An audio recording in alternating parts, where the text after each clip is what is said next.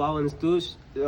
ಋಷಿ ಗೌತಮರು ಏನಿದ್ರು ಅವರು ಮಧ್ಯಾಹ್ನ ಈ ದೇವಸ್ಥಾನಕ್ಕೆ ಬಂದು ಶಿವನ ಪಾದಕ್ಕೆ ಅರ್ಪಣೆ ಮಾಡಿಸ್ಕೊತಿದ್ರಂತೆ. ಸಂಜೆ ಹೊತ್ತು ಶಿವಗಂಗೆಗೆ ಹೋಗ್ತಿದ್ರಂತೆ. ಇನ್ನು ಬೆಳಗ್ಗೆ ಹೊತ್ತು ಕಾಶಿ ವಿಶ್ವನಾಥನ ಬಳಿ ಹೋಗಿ ಕೈ ಮುಗಿದು ಪ್ರಾರ್ಥನೆ ಮಾಡ್ತಿದ್ರಂತೆ. ಸ್ನೇಹಿತರೆ, ನನಗೆ ಗೊತ್ತು ಫಿಸಿಕಲಿ ಆಗ್ಲಿಕ್ಕೆ ಸಾಧ್ಯ ಇಲ್ಲ, ಬಟ್ ಆದರೆ ಅವರ ಆತ್ಮ ಜ್ಯೋತಿ ಏನಿತ್ತು, ಅವರ ತಪಸ್ಸಿನ ಜ್ಯೋತಿ ಏನಿತ್ತು, ಅದು ಹೋಗಿ ಶಿವನ ಸ್ಪರ್ಶ ಮಾಡಿ ಬರ್ತಿತ್ತಂತೆ.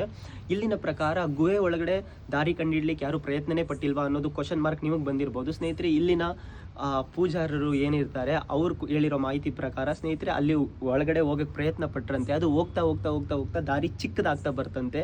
ಸ್ನೇಹಿತರೆ, ಅದ್ರ ಒಳಗಡೆ ಗೊತ್ತಿಲ್ಲ ಏನಿದೆ ಅಂತ, ಬಟ್ ನನ್ನ ಅನಿಸಿಕೆ ಏನು ಅಂದರೆ, ನನ್ನ ವೈಯಕ್ತಿಕ ಅನಿಸಿಕೆ ಏನು ಅಂದರೆ, ಋಷಿಗಳಿಗೆ ಆ ಥರವಾದ ತಪೋಶಕ್ತಿ ಇರುತ್ತೆ. ಅವ್ರ ಹತ್ರ ಇದ್ದಂಥ ಆತ್ಮ ಜ್ಯೋತಿ ಏನಿತ್ತು ಅದು ಟ್ರಾವೆಲ್ ಮಾಡಿ ಶಿವನ ಪಾದಗಳಿಗೆ ಅರ್ಪಣೆ ಮಾಡಿ ಮತ್ತೆ ವಾಪಸ್ ಬರ್ತಿತ್ತೇನೋ ಅಂತ. ಎಲ್ಲ ಶಿವನ್ ಲೀಲೆ. ವಾವ್, ಅಷ್ಟೇ.